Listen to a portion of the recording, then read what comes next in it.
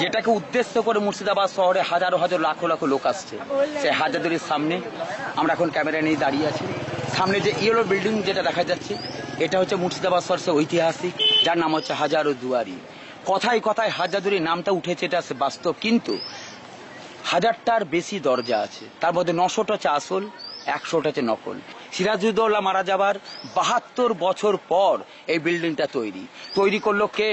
মির্জাফরের বংশের 5th generation, পঞ্চম পুরুষ, যার নাম নবাব নাজিম হুমায়ুন জা। 1829 স্টার্ট, 1837 কমপ্লিট। 8 বছর সময় লেগেছিল সেই সময় এই বিল্ডিংটা তৈরি করতে, আর খরচ পড়েছিল 16,50,000 স্বর্ণ মুদ্রা।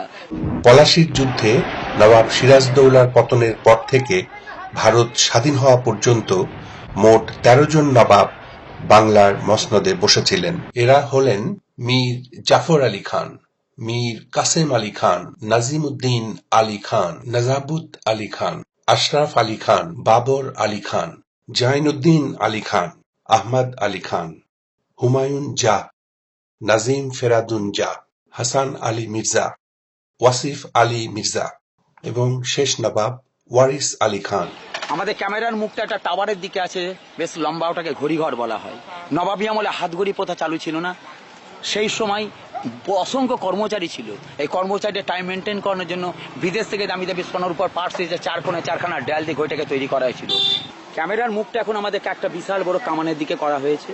এই কামানটার নাম হচ্ছে বাচ্চা বলি কামান। নবাবী আমলে নবাবরা এই কামানটাকে একবার টেস্ট করেছিল। গঙ্গার ধারে নিয়ে 28 মশলা বড় মুখটাকে উপর দিকে করে নবাবের নির্দেশ অনুযায়ী টেস্ট করা হয়।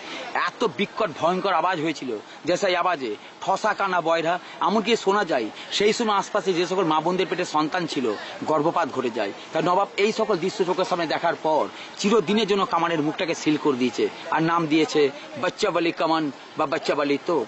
আমাদের ক্যামেরার মুখটা এখন যেদিকে করা আছে, মুর্শিদাবাদের বুকে সিরাজউদ্দৌলার একমাত্র স্মৃতিচিহ্ন। এটা ছাড়া মুর্শিদাবাদের বুকে সিরাজউদ্দৌলার কিচ্ছু নেই। সামনে মাঠের মাঝখানে যে সাদা মুভমেন্ট আওয়াজটা দেখা যাচ্ছে, এটার নাম হচ্ছে মদিনা মসজিদ। সেই সময় অনেক গরিব মুসলিম ভাই ছিলেন যারা পয়সার অভাবে মক্কা মদিনা হজ করতে যেতে পারতো না। তাই সিরাজের দাদু আলী বর্দি 1756-তে উনি যখন মক্কা মদিনা হজ করতে যান, তখন মক্কা মদিনা পবিত্র মাটি নিয়ে এসে এই মদিনাটা ঠিক ভেতরে 3টে কাঁচের শোকেসের ঘর করে ওই মক্কা মদিনা পবিত্র মাটিটা সেখানে রেখে চতুর্দিক সোনা চাঁদি হীরা জারত বানিয়ে মুক্তা আর দামি দামি স্টোন সেট করে দেওয়ার পর তারপর তিনি মদিনাটাকে তৈরি করেছিলেন। তার জন্য এখনো পর্যন্ত প্রত্যেক মুসলিম ভাইয়ের কাছে ওটা মক্কা মদিনার মতন ধর্মীয় স্থান। মুর্শিদাবাদের বুকে এটাই হচ্ছে সব থেকে লম্বায় বৃহৎ, এশিয়ার বুকে লম্বায় বৃহৎ। এটার নাম হচ্ছে ইমাম বাড়া, বাংলায় বলে ইমাম বাড়ি। এটা হচ্ছে শিয়া মুসলিম ভাইদের ধর্মীয় স্থান। বছরে 365 দিনের মধ্যে মাত্র 10 দিন ওই নিচে ইমাম বাড়ার মেন গেট খোলা থাকে।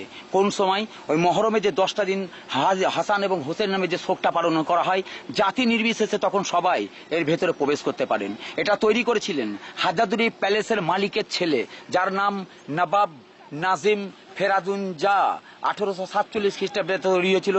সেই সময় খরচ পড়েছিল 6 লক্ষ স্বর্ণ মুদ্রা। হাসান হোসেনকে যে কারবালার ময়দানে এজিদ বাহিনীরা মেরেছিল, সেই হাসান হোসেনের 10টা দিন এখানে শোক দিবস পালন করা হয়। শেষের দিন এখান থেকে বিশাল বড় একটা তাঁবু জৌলুস আকারে বের হয়।